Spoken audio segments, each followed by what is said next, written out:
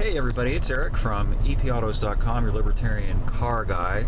This is installation 12, I guess, of my travels in Corona country, where the Coon Man has decreed house arrest over this Corona thing.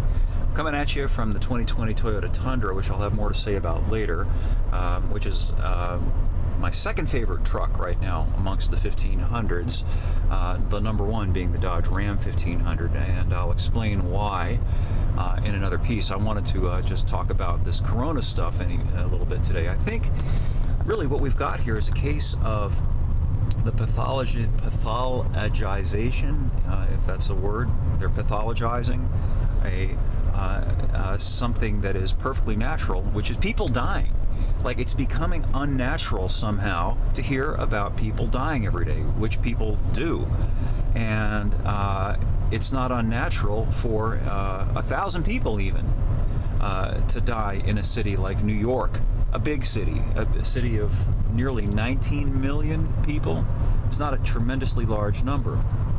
And I'm just wondering whether what's happening is a gigantic psyop, whether they're taking natural deaths that are occurring as a consequence of a respiratory infection that's leading to pneumonia in older people, people who have compromised immune systems, and creating out of that some kind of scare scenario of artificiality, that's not a normal thing, even though in any given year tens of thousands of people do die from respiratory infections that are triggered from one thing or another.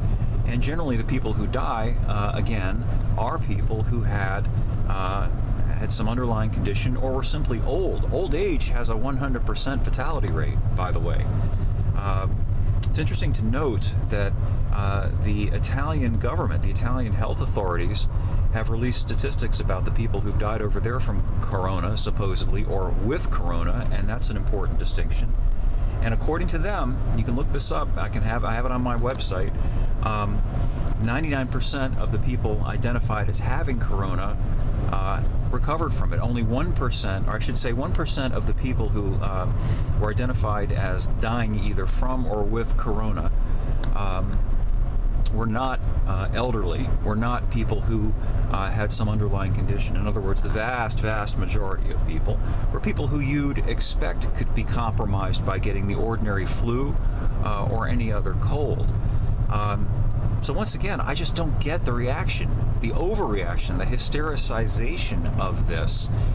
It is not the end of the world. Let's even postulate that Fauci, whose numbers are taken as gospel, even though the numbers seem to change every week, is absolutely right. And 250,000 people are ultimately going to be rendered dead as a result of Corona or die with Corona, whatever you want to call it. Let's say 250, just for the sake of discussion.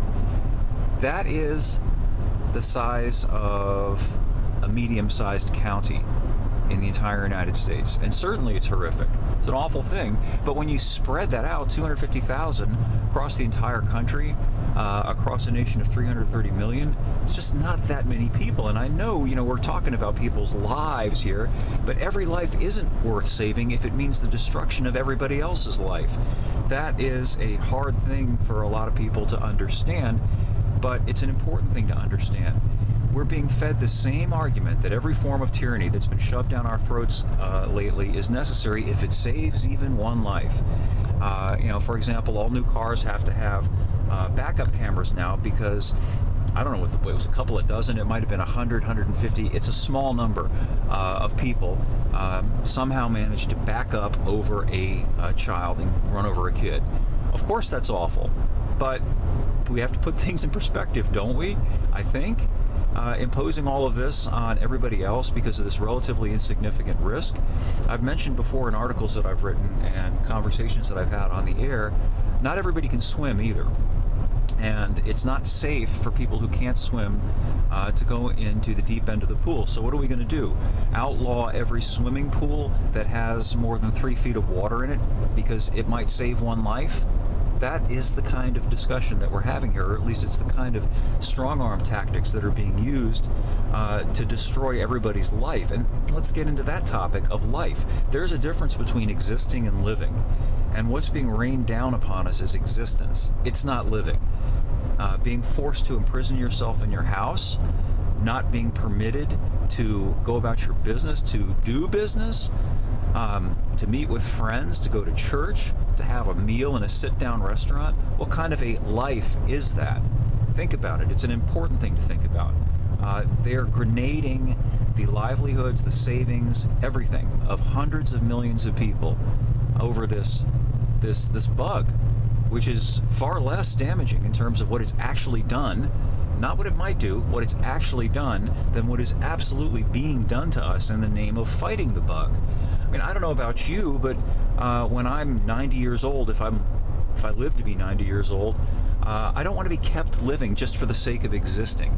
I don't want to be crapping my pants in a diaper, hooked up to a ventilator, just because my heart is still beating and there maybe is an encephalogram that shows my brain activity is still going on.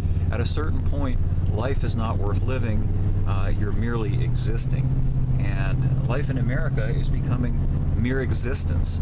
This sad, desperate, cringing, fearful existence where people are scuttling to the store to get toilet paper and paper towels. You can't even get paper towels, a basic staple of life. I mean, we're reduced to having to fight over toilet paper because of a bug.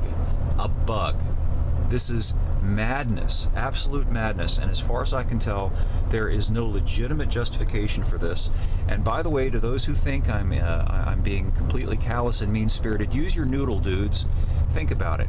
Most people are not suicidal. I'm certainly not suicidal. And if indeed this was the Black Death and the evidence of it was all around us, it would be obvious. We would see people literally falling over dead. There would be bodies in the streets, people we know, not just these anecdotal stories that you're hearing on the news about people in New York. I'm talking about all of us knowing friends and family who died from coronavirus. Perfectly healthy, strapping 25-year-old guys, rendered low, dead in the ground because of coronavirus. If that sort of thing were happening, none of this police state garbage would be necessary. People on their own would stay home. I certainly would, because it would be a rational response. As the saying goes, good ideas usually don't need guns behind them. The fact that all of this is being done at gunpoint and being forced on us ought to, at the very least, make people suspicious about what's going on. And then if they get suspicious, perhaps ask yourself the question, who benefits from all of this? Do you benefit from this? And you're told they're keeping you safe. Yeah, they tell you they're keeping you safe all the time. They tell you they kept you safe by groping your crotch at an airport and rifling through your possessions. They're keeping you safe. They're keeping you safe by recording every internet search that you make, tapping all your phone calls, recording everything you say. Yeah, they're keeping you safe. I don't like that kind of keeping me safe. I prefer not to be kept safe in that manner, and you probably would too. What we do know objectively is that they're not keeping us safe. You know, if they're destroying our economic livelihood, they're destroying our lives, that's not keeping us safe. They're not keeping us safe from the bill collectors. They're not keeping us safe from the rent collectors, from everything else, all the vicissitudes of life that take money and being able to function require. So anyway, I'm sorry for the long rant. I'm just kind of angry about all of this. And I'm hoping other people begin to get angry about it too, because it's profoundly abnormal, setting a horrible precedent. I'm tired of living in fear, not my own fear, but because everybody else is fearful of this phantom bug thing that's supposedly all gonna lay us all low, so we must accept being laid low by the government. Anyway, more over at epautos.com, the web's best libertarian gearhead site. Thanks for listening. Thanks for reading. We'll catch up with you again soon.